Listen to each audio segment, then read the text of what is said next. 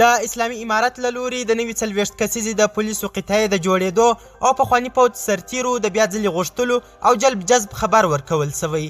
دا چې نوې قطعه څنګه او ولې جوړیږي او د پخواني جمهوري نظام د سرتیرو د بیرته راغوښتلو غوښتنه چا او ولې کړې، ویډیو تر پایه وګورئ، په هر څه به پوه سئ. سلامونه قدرمنو لیدونکو، مشال پریس ته ښه راغلاست. افغانستان ته د 40,000 کسیز پولیسي ځواک په جوړولو کار روان دی. د جورست حقوقي نیوز په نوم یوې بهرنۍ رسنۍ د طالبانو د پولیسي ځواک د جوړېدو په اړه لومړني معلومات خپاره کړي. دغه رسنۍ د خپلو سرچینو په حواله وایي چې طالبان له خپلو جنګیالیو څخه د 40,000 کسیز پولیسي ځواک د جوړولو لپاره لاس په کار سوي دي. ویل سوي چې په دې برخه کې د حقاني شبکې له بدري قطعې څخه استفاده لومړنی ګام و. دغه قطعه چې تشکیل یې 15,000 کسیز ښودل سوی، کابل ته د طالبانو له راننوتلو سره یې د کابل ښارواګي په لاس کې اخیستې وې. یا د رسنۍ وایي چې طالبان د پوځ په شان د پولیسو په محدود تشکیل هم باور لري او ډیر لومړیتوب یې دا دی چې خپل جنګیالي پکې ځای پر ځای کړي. ویل سوي چې د هرې ولسوالۍ په کچه طالبان دمګړي له 20 تر 30 پورې د پولیسو په چوکاټ کې ساتونکي لري چې یوازې د ولسوالیو د ودانیو ساتنه کوي. جورست حقوقي نیوز زیاتوي چې د کلیو په کچه طالبان تر ډیره ساتونکي یا امنیتي ځواکونه نه لري، خو یو یا دوه تنه ځایي خلک جذب کړي چې د خپلو کلو حال ورسره شریک کړي. سرچینه زیاتوي چې د پولیسي ځواک له پلوه د طالبانو ډیر تمرکز پر پلازمینې کابل دی او ډیر جنګیالي یې دلته د امنیت ساتلو لپاره ګمارلي.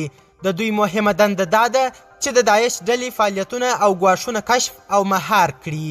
سربیره پر دې د جنایي او نورو جرمونو مقابلې ته هم دغه جنګیالي لومړیتوب ورکوي. نورو سرچینو بیا ویلي چې طالبانو خپلو دغو جنګیالیو ته هم تر اوسه معاشونه نه دي حواله کړي چې یوه د پام وړ برخه یې د اقتصادي ستونزو او یخنۍ له کبله بیرته خپلو کورونو او عادي ژوند ته ستانه سوي دي. او همدارنګه د طالبانو لوی درستیز هم ویلي چې د یوه پیاوړي ملي اردو پوځ د جوړولو لپاره هڅې روانې دي. د طالبانو حکومت پوځي چارواکي وایي چې د تیر نظام د سرتیرو په ګډون د یوه پیاوړي پوځ د جوړولو لپاره یې هڅې روانې دي. د طالبانو د وسلوالو ځواکونو لوی درستیز قاري فصیح الدین دا خبرې په پکتیا کې 203 تندر قل اردو کې چې اوس د منصوري قل اردو په نوم ده وکړې. هغه خبریالانو ته وویل چې د اردو په لیکو کې د پخواني حکومت مسلکي کسانو ته هم ځای ورکوي. دی زیاتوي هغه کسان هم جذبیږي چې پخواني اردو کې روزنه ترلاسه کړي او مسلکي دي. دا به هغه کسان وي چې فساد کې ښکیل نه و.